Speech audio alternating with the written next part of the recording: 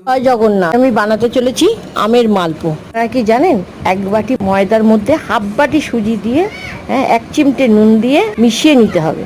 এরপর দুটো আমের চোকলাকে পেস্ট করে ময়দা সুজি সব মিশ্রণের মধ্যে মিশিয়ে ব্যাটারটাকে তৈরি করতে হবে। আর একটু দুধ রেখেছিলাম, সেটাও আমি দিয়ে দিয়েছি। এরপর ব্যাটারটার মধ্যে 2 চামচে চিনি দিলাম, একটু কিশমিশকে কুচিয়ে দিয়েছি, আর মৌরিটাকে একটুখানি শিলবাটায় একটু ক্র্যাশ করে নিয়েছিলাম। দুধটা কম ছিল বলে তাই জন্য একটু অল্প করে জল দিলাম, দিয়ে ব্যাটারটাকে ভালো করে পাতলা করে নিলাম।